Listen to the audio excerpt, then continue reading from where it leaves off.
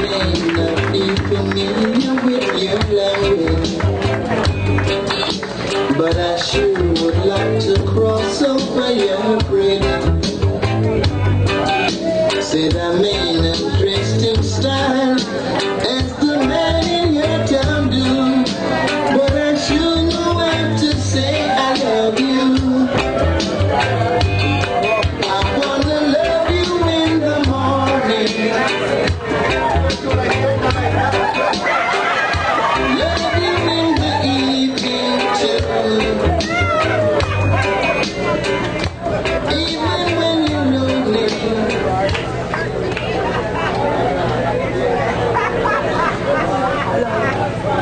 Thank you very much, Mr. Chairman, members of the Cabinet of Barbados, members of Parliament,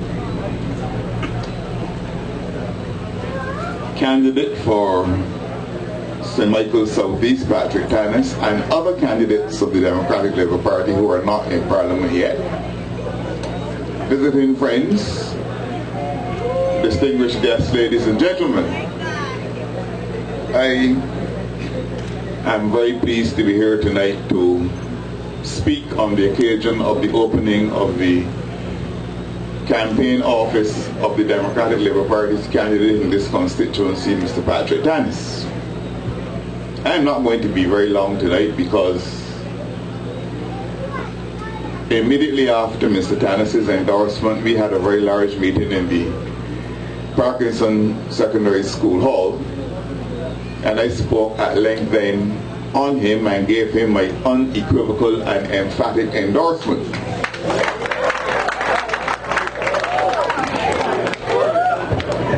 And that endorsement continues. Even if I intended to speak long tonight, or a little longer than I am sure I will speak, I spoke in St. George North last Friday night to a reasonably large audience, in fact a large audience for an occasion like that. The audience listened in graveyard silence to all that I had to say. And when I thought that I had only spoken for 25 minutes, it ended up that I had spoken for an hour and a half. So I am not going to subject you to that tonight. But the Democratic Labour Party has a story to tell, and we should lose nothing of the essence of that story in the telling. The upcoming election, of course, is not too far away.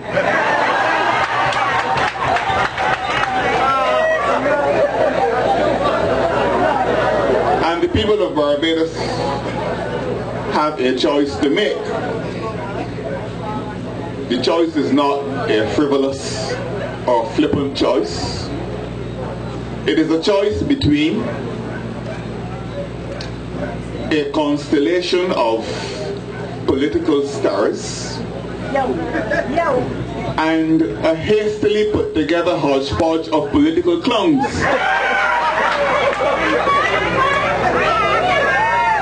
And as far as I'm concerned,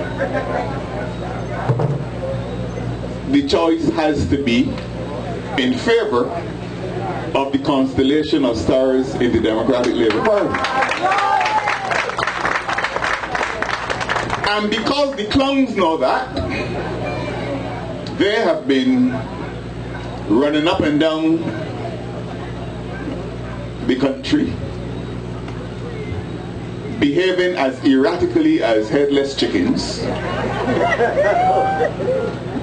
trying to create issues where none exist, trying to stir up ferment in the country to give the impression that the Democratic Labour Party is in breach of the Constitution of Barbados, that we do not want to hold elections, that somehow I am bent on being some kind of dictator because I want to oust people's democratic rights,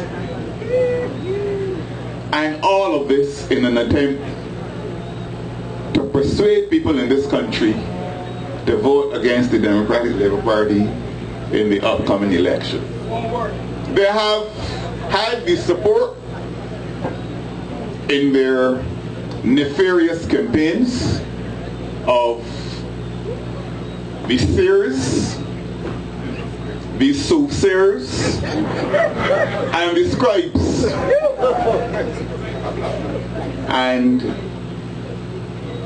up to now, they have made no impact, no positive impact on the political culture of Barbados under this Democratic Labour Party. Now let me make it very clear. Within the provisions of the Constitution of Barbados, there is going to be an election in Barbados. Parliament is going to be dissolved when I say so, when I instruct the government.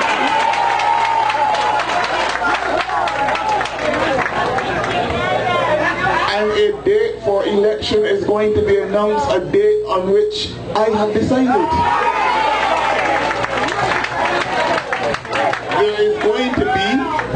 There is going to be a nomination day, and there is going to be a polling day. So I do not know what all of the fuss is about. It is going to happen. There is going to be a campaign, and the gospel of the Democratic Labour Party is going to be preached. We are not come to call the righteous, we have come to call sinners to repentance.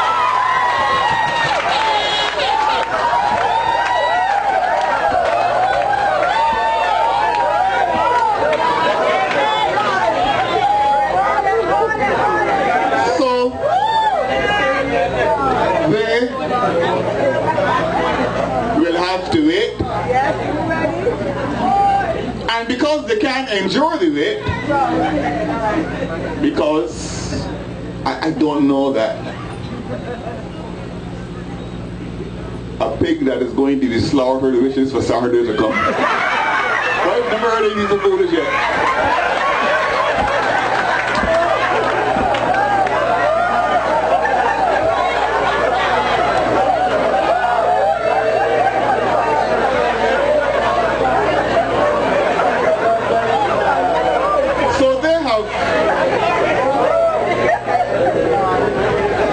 Decided, according to them, that they're going to boycott Parliament, and some political novices, some scribes have suggested that they've boxed me into a corner. Well, I don't know, I've never heard anything so absurd. What they don't know is that since about March 2011, a few weeks after the by-election in St. John, I had fixed the date for the next general election in my own mind, and that date hasn't changed yet.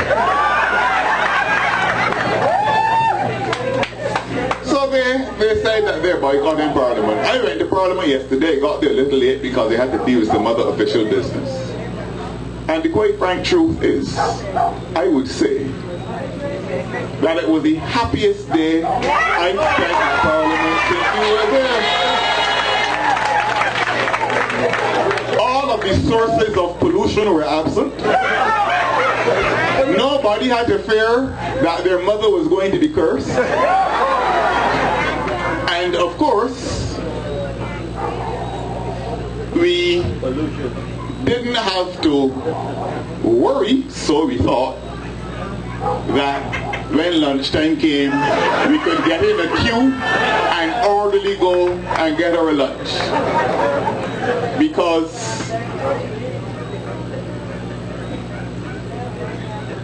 the pigs who are normally in search of their swill were not going to be around. Of course, we were not particularly accurate on that. But let me get back to this boycott of Parliament. In 2007, because of some perverse rulings of the Speaker of the House of Assembly at that time, we took a decision one afternoon that, based on the perversity of a ruling that was handed down by the Speaker on a matter that was clear for everybody to see, we would not submit ourselves to his superintendence in the House of Assembly anymore. And we said, you can take the House, we will take the streets. The next thing we did was to have a public meeting in Hero Square. What do my monkey do too?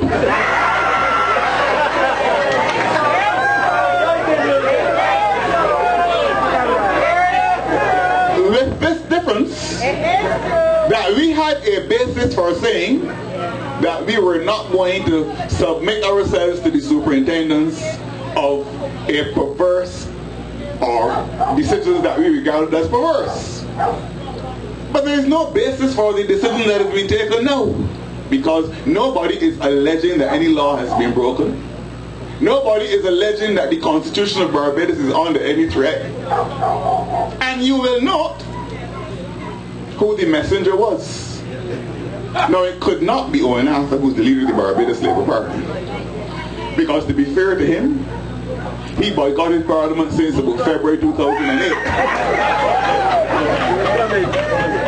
I affirm tonight, with all of the conviction at my command and all the certainty at my command, that since the 12th of February 2008, or between the 12th of February 2008, the evening when the throne speech was read, and tonight, Owen Arthur, the elected member of the Barbados Labour Party for the constituency of St. Peter, has not spent 24 hours in the House of Assembly. In total. Between the 12th of February 2008 and tonight, Owen Arthur, in my view, based on my calculations, has not spent a total of 24 hours in the House of Assembly. Because he has a view that he should only come there if he's Prime Minister. I warned in Spooners Hill one night at a public meeting, or rather I shared a warning that was communicated to me by an old mentor of mine in St. Philip. You should never let a hungry man share food.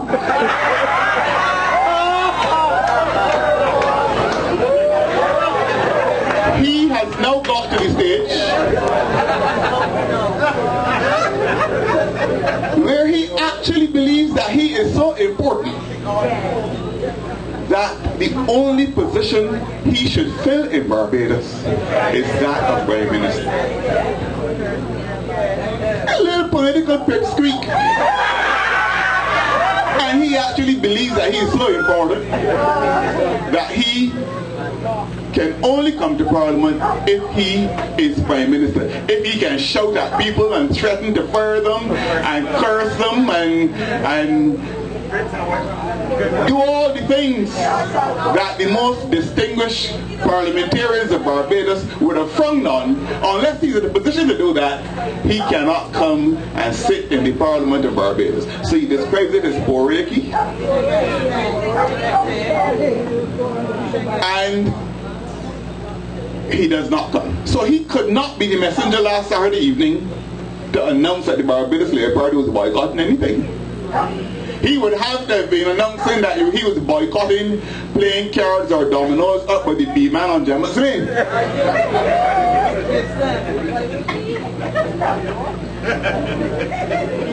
But he couldn't announce any boycott of Parliament. So he decided, or they had to decide, to allow the Member of Parliament for St. Joseph to do it. Now, let me be fair to Mr. Marshall. He comes to Parliament sometimes. He spends most of his time in the members' room watching television.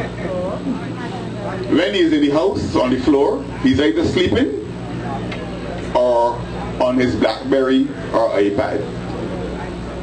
On the few occasions that he intervenes, the quite frank truth is, he says nothing that adds to the sum total of human knowledge or understanding. In fact, most of what he says subtracts from the sum total of human knowledge and understanding.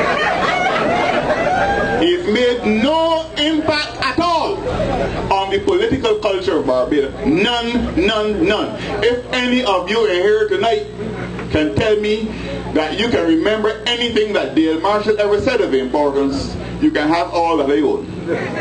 Nothing. Nothing. Nothing. But he announces this boycott.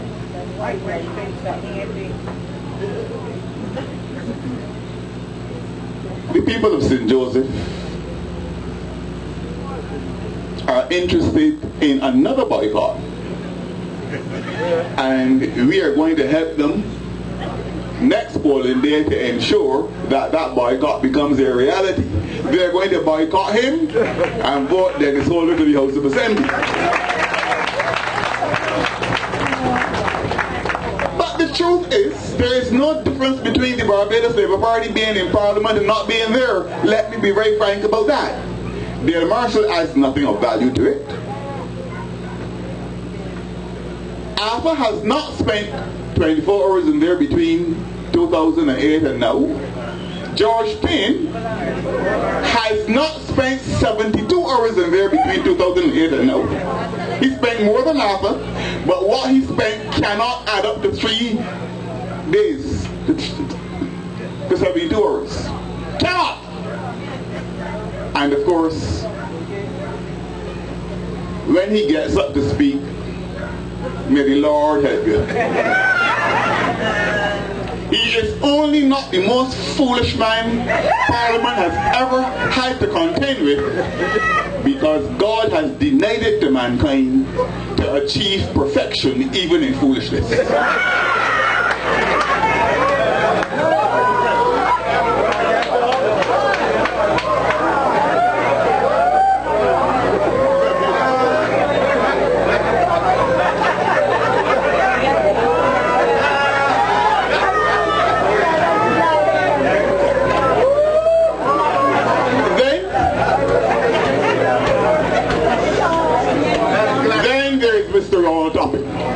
Now let me declare an interest here. Ron Toppin has been a friend of mine from 1977, when we coincided at the law faculty of the University of West Indies together. In those days, I had no car, and we were such good friends that many evenings he took me from the university and drove me to my home in St. Philip. We've got along quite well over the years. But Ronald Toppin is a member of the Barbados Labour Party. I remember the days when he used to say that he wants to be a politician like Tom Adams. He wants to know the defamation laws as well as Tom Adams knew them, so that when he curses people, he wouldn't defame them at the same time. Now, I've often wondered at setting yourself that kind of objective in politics. If that is your political ideal, you really shouldn't be in politics at all. And of course, faithful to his ideal, faithful to the pursuit of that ideal, when he comes to the House of Assembly, it is with the singular mission of insulting everybody in the government, or trying to insult them. And he has a particular venom for Richard Seeley, because his nostrils cannot inhale comfortably the fragrances of Richard Seeley's success. So that makes him so uncomfortable that he has to get up and try and curse everybody on the government benches. He's a particularly bitter man. I've said this on national television in the budget debate already. Too bitter. And In politics, there is no room for that kind of bitterness. It is corrosive and erosive of your personal health. And that is why, with every passing day, Ronald's jackets look bigger and bigger and bigger. But he's my friend. He treats me with unfailing courtesy. But I have to tell the truth. That kind of bitterness in politics is unhelpful. He exudes it, and therefore can be a source of inspiration to none of the people whom he leads in St. Michael North, the few that still hold on to him, but that will get rid of him at the next election. And from that point of view, I grieve for my good friend. But I think his time is up. I don't think he has anything of value to contribute to the politics of Barbados anymore. And when we go into St. Michael North, we'll be going there to put, without apology, the case of the Democratic Labour Party to ensure that our candidate is returned in that constituency. Mr. Roll Eastman, the other member of the opposition, was a faithful attendant of the House. And the truth is, there is not a malevolent bone in the being of Roll Eastman. He's a very decent, affable, pleasant fellow. He's had his own challenges in the Barbados Labour Party, treated particularly badly and abused by Owen Arthur. His confidence had a grave bug for it by the treatment meted out to him by Owen Arthur. And over time, his energies waned and certain health challenges took over. And now he is saying that he is not going to be returning to the House. But when he was able to, and was able to consistently, to be fair to Roll Eastman, he turned up and he spoke, and spoke sensibly. Because the quite frank truth is, well, Arthur wasn't wrong, and you cannot possibly imagine anybody having, or to put it differently, you can't imagine Roll Eastman having less to say in the House of Assembly than Dale Marshall. As long as he opens his mouth, it has to be more, because you can't have less than Dale. So when he spoke sensibly. He spoke on a wide range of issues, because I've known Roll from the 1970s as well. We were in the university together. Highly intelligent fellow, good former teacher at the Garrison Secondary School, the Graydon Sealy Secondary School now. And from 1991, he was the member of Parliament for St. James North, but was treated very badly by Owen Arthur once the Barbados Labour Party came to office. And I can tell you this, not even the devil in hell, to use Shakespeare's expression, can pronounce a name more hateful to Roll Eastman than the name of Owen Arthur. So when Roll is absent, we on the government side understand, we empathize, and we wish him well. Because when he was able to come, and come consistently, he came. William Duguid,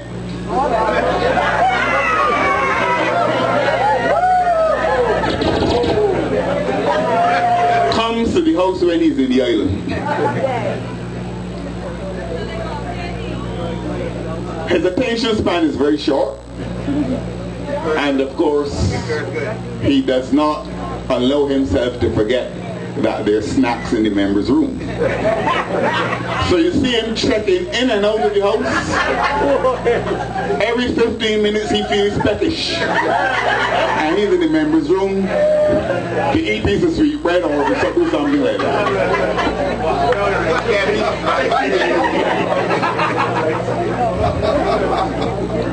But he comes to the house when he's in the country. As you know, he spends some time abroad. And of course you dare not say anything that he interprets as provocation, because then you hear things that you would wish you didn't have to hear about your mother. He ain't interested in any fathers, your mother.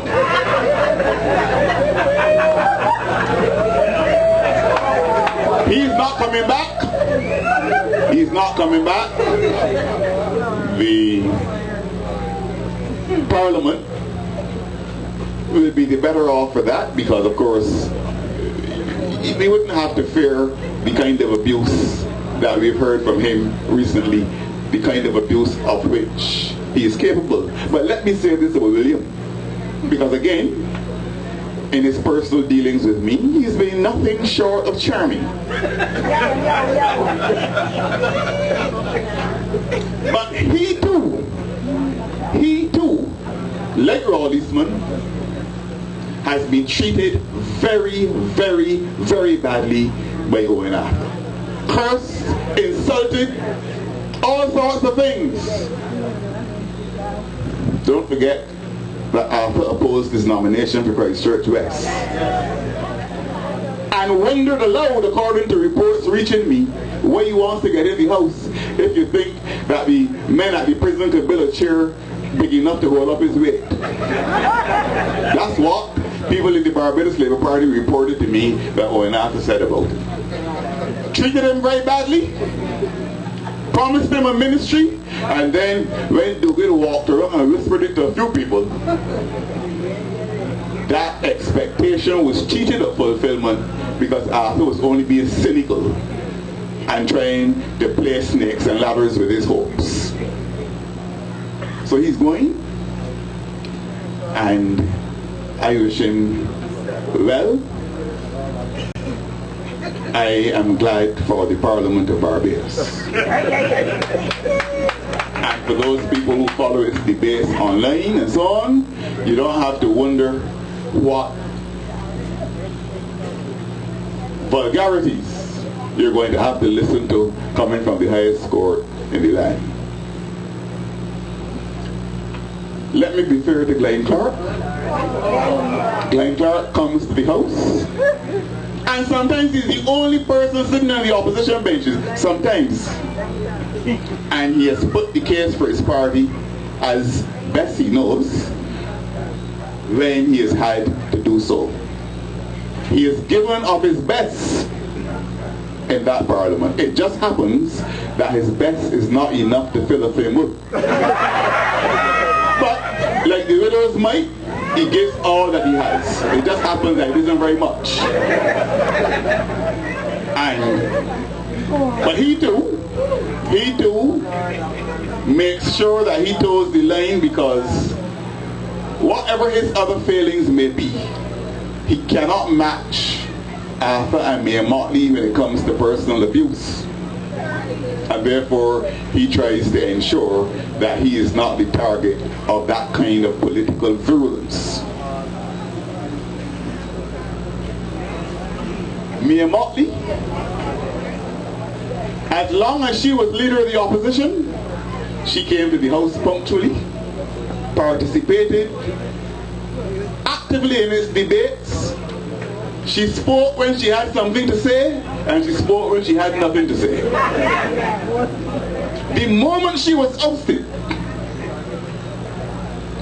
Parliament lost all of this attraction for her. The moment that people like Toppin and Payne and Marshall pulled their daggers from their scabbard and rammed the daggers in her back, Parliament lost all of its attraction for her. So she has now reduced herself to turning up at Parliament around 11:30, because she is targeting the 12:30 VOB news. So if she can slip in 10 or 15 minutes, she feels sure that on the 12:30 news you will hear about something that she said. We became wise to that, and we have been blocking her. So see, once she can't get the 12:30 news, she's gone too. And you don't see her after that either.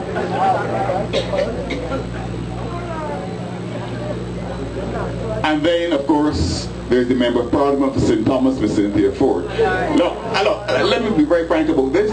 Miss Ford is a loyal attendant of the House of Assembly. Always there. If she is not in her seat, it is because of an emergency. She will sit, she will take her notes, she will hurl her jibes, she will receive jibes from us sometimes in the good-natured way in which we exchange them, and she will speak. We may not agree with what she's saying. In fact, sometimes what she's saying is far off course. But she discharges her parliamentary responsibility as best she knows how.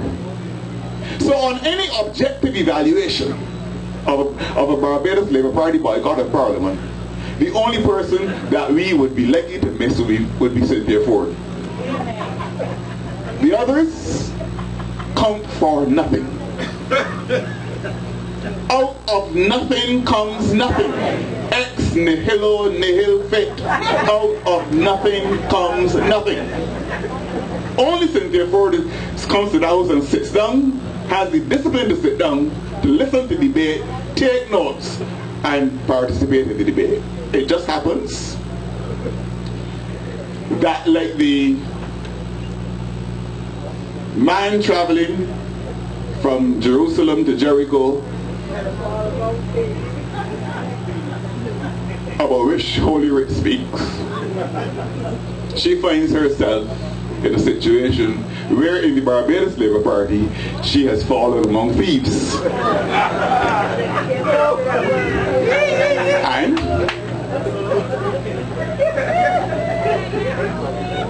nowhere to run. Like Lady Macbeth, or like Macbeth himself, in blood stepped in so far that should she wait no more, returning were as perilous as to go o'er. Trapped in the Barbados Labour Party, forced to hold her nostrils to keep up the stench of that organization, but to play along with her colleagues around there. But these are the people who say they boycott Parliament. But I told my colleagues yesterday, well, I've never felt, Parliament has never felt in such good hygiene as it has felt today. I told them so yesterday. There's no stench around. We can inhale and exhale properly. So I really did miss them. And in any event, we don't miss them because they're seldom in there.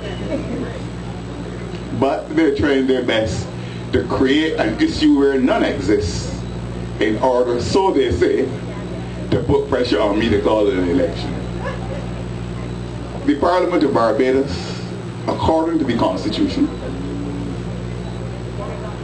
will die or can die on February the 11th if I don't dissolve it before then. You read my lips. Look, you wait and you're going to see, you're going to hear. Whenever I call an election, those circus clowns are going to say, you see what, we put pressure upon you had to call it. Because they're little children. They are little children. And for them, politics is a spectator sport. While for us, politics is about strategies for development. While for us, politics is about social transformation. While for us, politics is about touching and healing the lives of the marginalized and the voiceless in the society. For them, it is a source of entertainment. And that is what they're missing now. Now Mr. Arthur is missing much more. Because without the office of Prime Minister, nobody talks about him. So he is in tortured search of personal validation, and he can only be validated by holding the office of Prime Minister. When Errol Barrow lost office in 1976, after he came back from teaching at Yale University on a little sabbatical, he sat in that house and debated between 1977 or whatever it was. He came back for every budget debate, even when he was on sabbatical, but sat in that house and debated from 1976 until 1986 when he was voted back to office. When Harold St. John lost his seat in Christchurch, South Central as it was at the time, to Peanuts Morrison in 1971, he was appointed to the Senate. He lost his seat as leader of the Barbados Labour Party. But he didn't feel that he had lost so much face that he had to go anywhere and hide. He walked with his chest up, accepted a senatorial appointment, and continued his contribution to Barbados. In 1986, when he lost his seat as Prime Minister, that was not enough to phase St. John to overwhelming or to embarrass him. By 1991, he was running again in Christchurch South, a newly created constituency, and he came back to the House and made his contribution to Barbados. To none of the two of those persons can Owen Arthur be compared. He can't match them in political stature. He can't match them in political capacity. Yet, he feels that he can only come into Parliament if he's Prime Minister of Barbados. He became that by accident. He didn't become Prime Minister because of his originality. He became Prime Minister because he was a representative of the mediocrity in the Barbados Labour Party at the time. And he has interpreted that to mean that he is some special person, and that as long as he is not Prime Minister, he enjoys some special dispensation. He can sit it out and not come to the House of Assembly to which the people of St. Peter had elected him. Well, my view is, and this is what I will tell the people in St. Peter in the upcoming election campaign, if you elect a man for 5 years to the House and he spends less than 24 hours there, you have given him something he didn't want. And it would be a waste of time giving it to him again. Give it to his remains so that the work of the people of St. Peter can be done.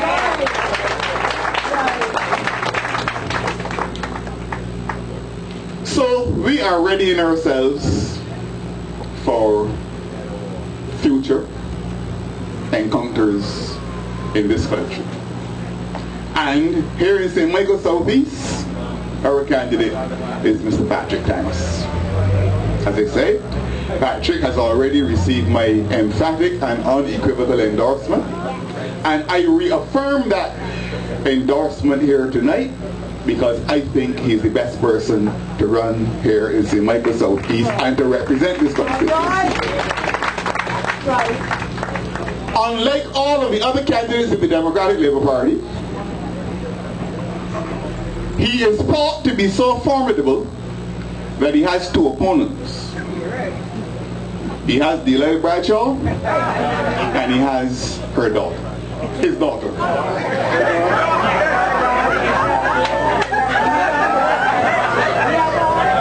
That was a slip of the tongue. Lapsus linguae, slip of the tongue. Now, Delilah Bradshaw, I have known from around 1969. Delilah Bradshaw ran in the constituency of St. Philip South in the 1971 election. If memory serves, he either lost or nearly lost his deposit up there against Mr. Reynold Weeks. Bernard St. John was the leader of the Barbados Labour Party at the time, as I said earlier. And I remember well, as part of Reynold Weeks' campaign, going around St. Philip and noting on practically every utility pole the words, "Vote Brady and get free." And based on all that the young people in that constituency were hearing, they felt that the message was incomplete. And they painstakingly walked around to every utility pole and added on a D to Bree, so that the thing read, vote Brady and get Bree.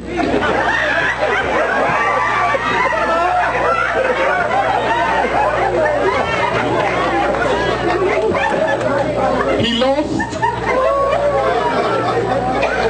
lost his seat. As I said, I'm certain he did not get 700 votes in that election. I'm reasonably certain about that, but if he got 700, he didn't get 800 for sure. Certainly got fewer than 1,000 votes. And in the 1981 election, he came down to, in the 1976 election, he came down to St. Michael Southeast. That was the election in which the Democratic Labour Party lost office, and he defeated Mr. John Connell by 73 votes here in St. Michael Southeast. It just, for some strange reason, during the count, the electricity went off. But that's another story.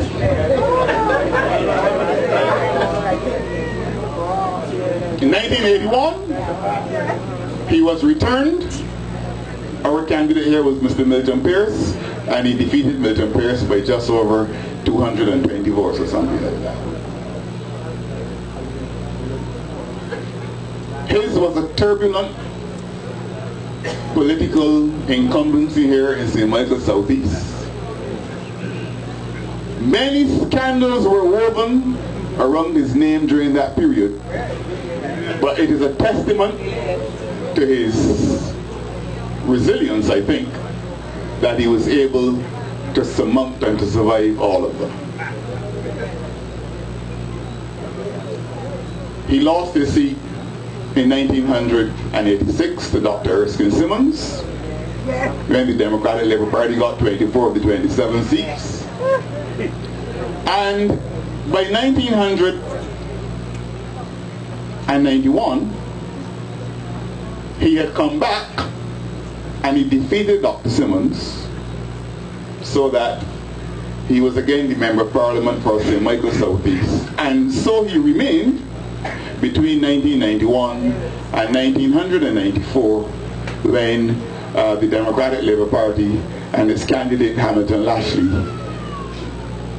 routed him and put him to flight in the general election of that year. Bradshaw has not forgotten that defeat. He has not forgiven it. And his thirst to become a member of the House of Assembly again, because he too depends on that for personal validation.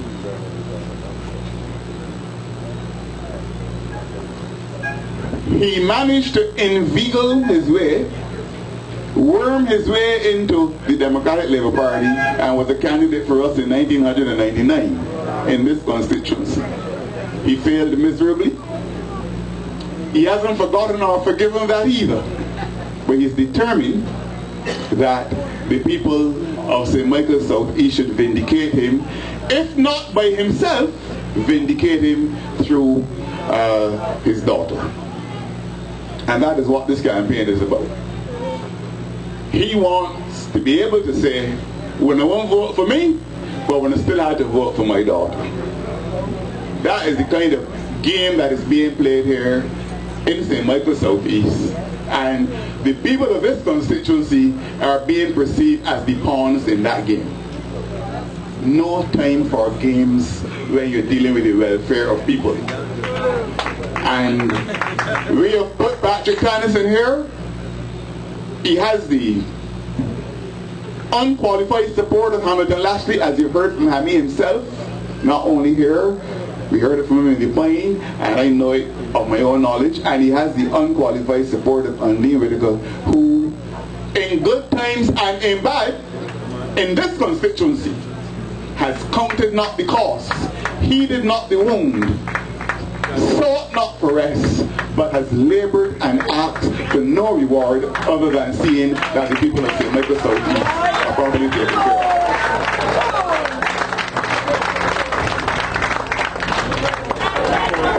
along with the support of those two stalwarts and a very good campaign team, he has the support of all of us here tonight. David Essig, Richard Seeley, Kenny Best, Michael Carrington, all of us. Every single member of the cabinet, Steve Blackett, all of us. And we will be coming up here and putting his case with all the vigor and all the eloquence at our command, because we are not going to allow the people of St. Michael Southeast to be pawns in any psychological games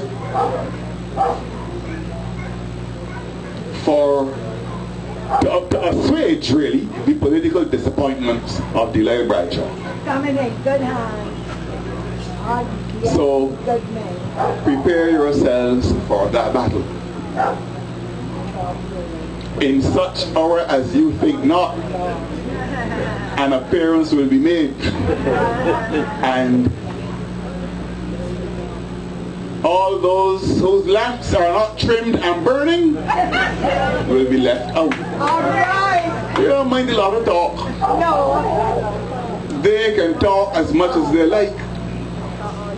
I have said over and over again, you heard me give this example of from the 18th century English philosopher Edmund Burke. Half dozen grasshoppers can make a lot of noise out on a field. Make a field ring with their importunate chinks, while thousands of heads of cattle will lie down and just chew their cuds. And if you listen to the noise, you may get the impression that those grasshoppers are in control.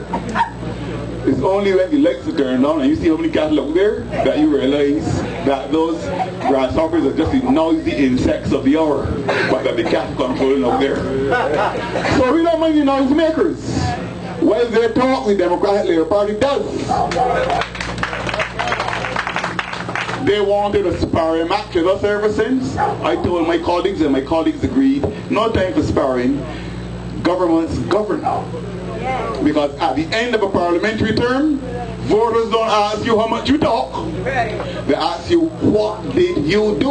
What were your achievements? And we had to make sure that we had a register of achievements that we could come authentically to the people of Barbados and to put our case for re-election at the next year election. So they're free to talk. But we have a record of which we can be proud. We were set an economic test and we passed it. Barbados tonight is not growing, but nor is Britain, nor is Italy, nor is Spain, nor is Portugal, barely the United States, and so many other countries. Greece, nor is Greece. But we've kept Barbados stable. Without the resources of the countries I just named, we have kept Barbados stable.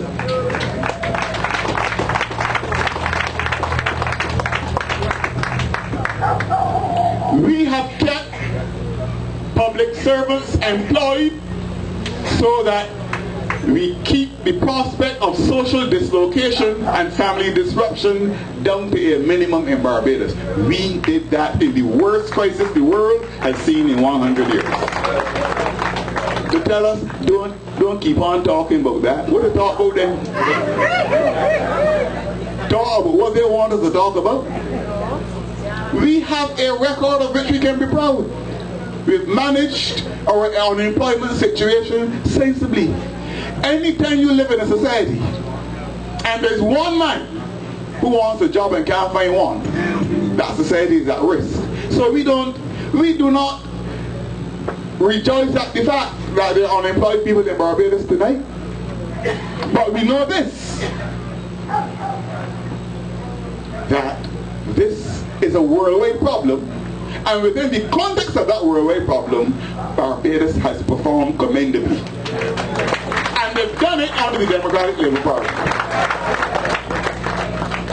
We passed the economic test. We were set a social test, and we passed that too. Because you heard Hamilton last year tonight talking about that catalogue of social achievements of which this Democratic Labour Party government can boast in every sphere of our social life. the light of the Democratic Labour Party beams. The floodlights of achievement cast their brightening beams all across Barbados. Our social safety net is intact and working so that we are able to stymie the prospect of too many people falling through the cracks. We have put, after over 40 years of debate in this country about unfair dismissal legislation to protect workers, we have put it on the statute books, this Democratic Labour Party administration. You have heard of our passing a Prevention of Corruption Act in this Parliament. Barbados had a Prevention of Corruption Act before, 1929. That act was far out of date. It had no teeth. It has teeth now though. And you hear these strange noises being made all the time by Mr. Arthur in his own defense and in defense of Miss Motley, for whom he has a cordial distaste.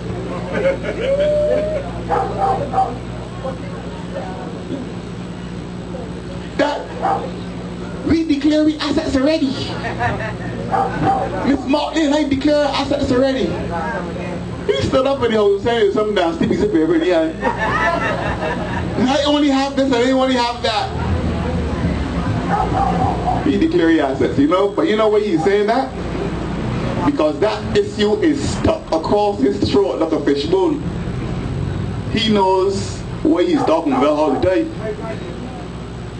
When he goes to sleep, he dreams about declaration of assets. When he gets up, he thinks about declaration of assets. And there is a reason for that.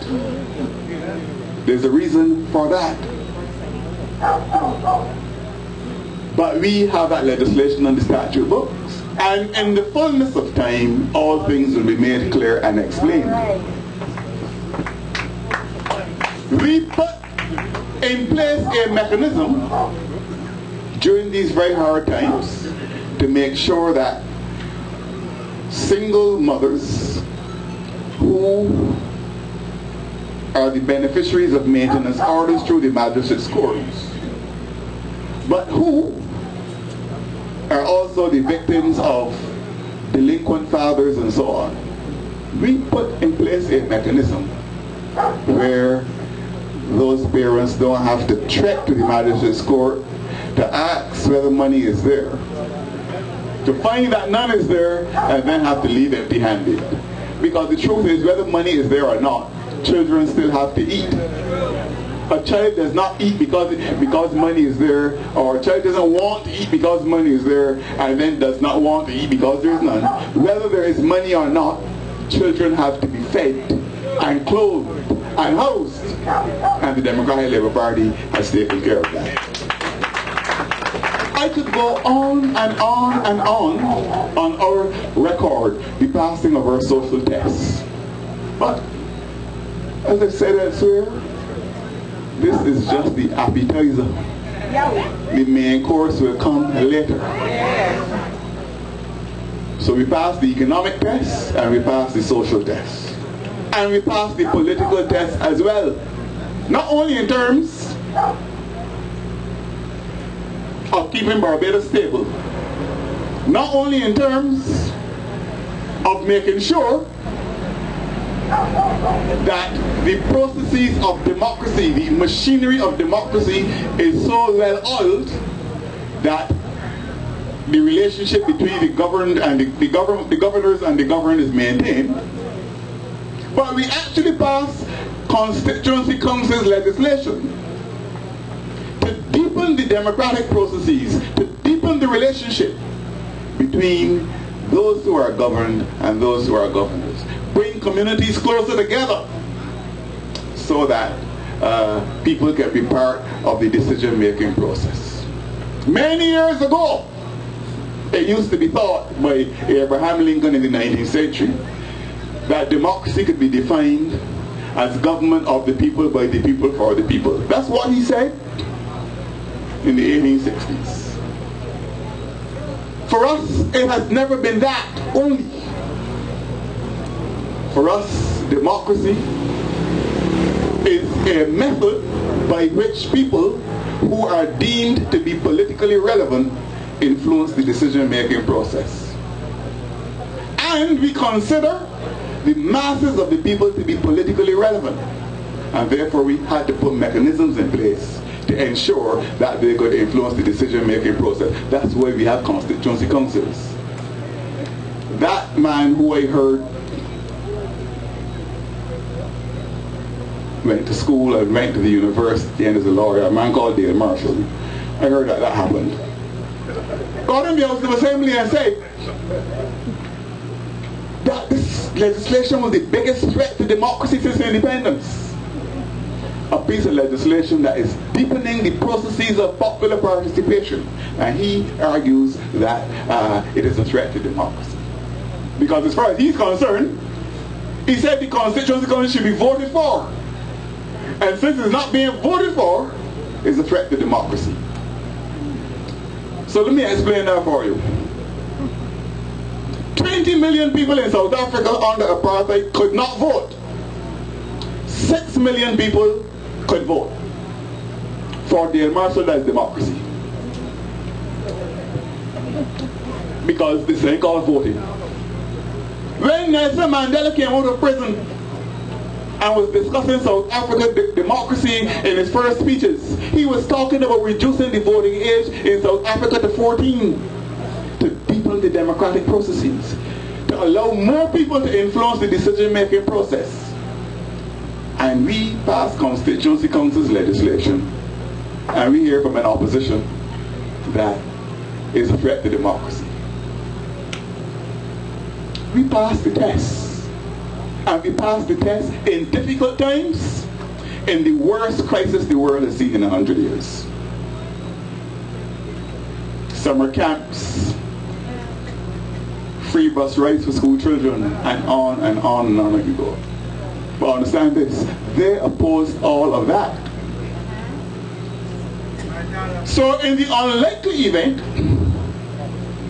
that they had to end back up in office, all those things gone. Gone. Gone with the wind. And therefore, you have to understand that in politics, voting is about the protection and promotion of your interests. Let me tell you, there are people in Barbados tonight who have a lot more money than you, who are much better circumstanced than you,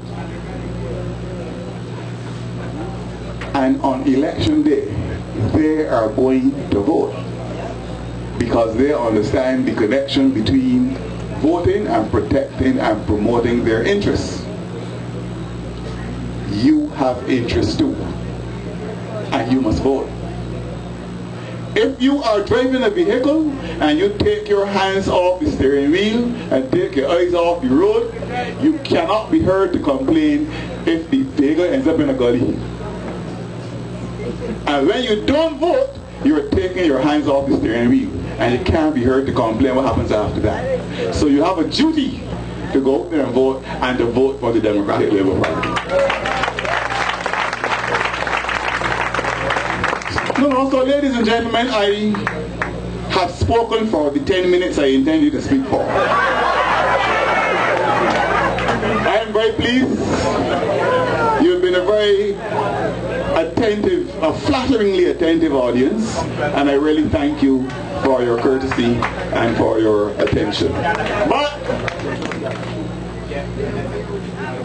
when all is said and done, we have to go through all of this, and we are here tonight to give our full support to Patrick Tanis, and we urge the people of St. Michael Southeast, from whatever part of St. Michael Southeast you come from, to vote for Patrick Tanis and the Democratic Labour Party come election day 2013. Thank you, ladies and gentlemen. Good night.